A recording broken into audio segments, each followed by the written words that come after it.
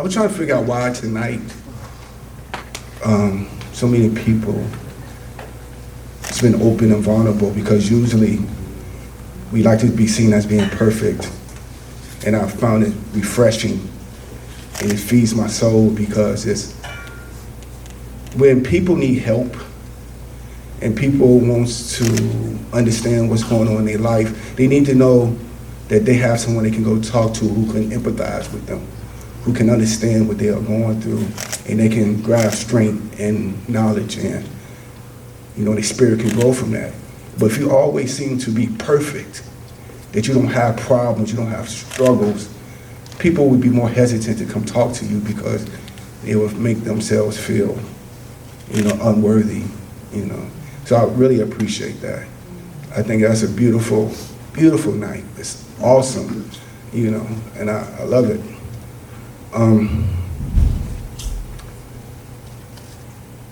Do you remember the moment that you realize you have to grow up? You remember the Zach moment when you realize, you know what, I'm not as smart as I think I am. I need to do some changing and recalibrating of my understanding. For me, it was when I was in jail, because I thought I was, I don't know, I won't say that word, but the dude. And I was hanging with the big boys, and so I thought I was really smart. So one day, I heard two older guys. One name was Steve. He was like 300-some pounds and had 6 bullet holes from when the cops shot him up. And the only reason he said he didn't die because he was so big.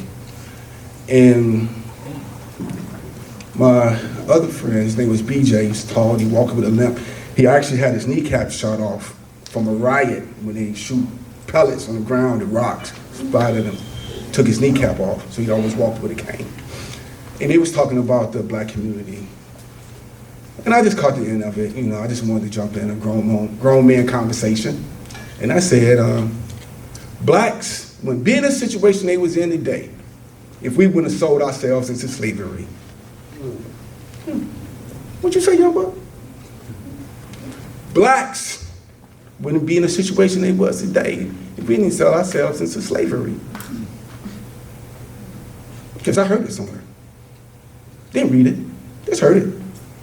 And I took it as to be gospel.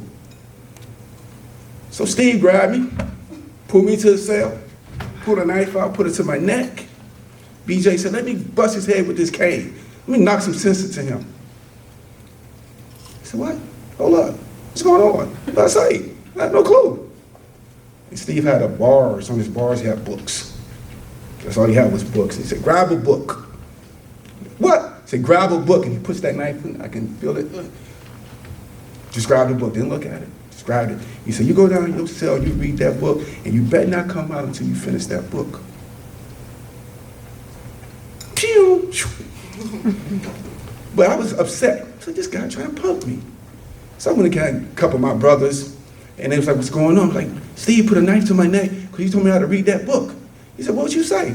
That blacks would be in the situation that we in if we didn't sell ourselves into slavery. Oh no, young buck, you need to read that book. you go back in that cell, and they put it out that I couldn't come out, period, only to eat. And I would get SOS, which means smashed on sight. So I started reading that book. Book is called Before the Mayflower. The first chapter of the book talked about the first Africans that came to America that was free. They was explorers.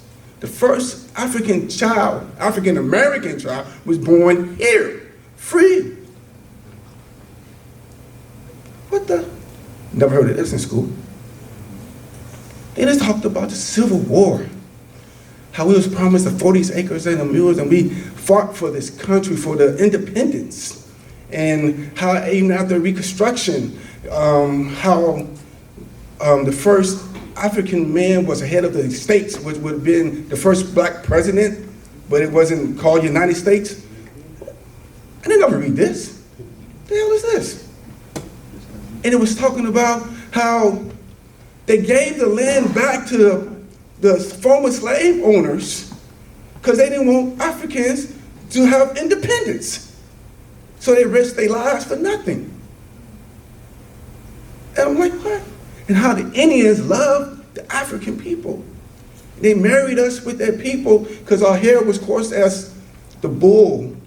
And we were strong and real fighters, and we had so much, we were so courageous. And I'm like, I have never, ever heard any of this. So I take half of that book and I go down to Steve. I'm like, Steve, man, what about this? And what about that? He said, did you finish the book? No, man, I want to talk about this. What is this going on right here?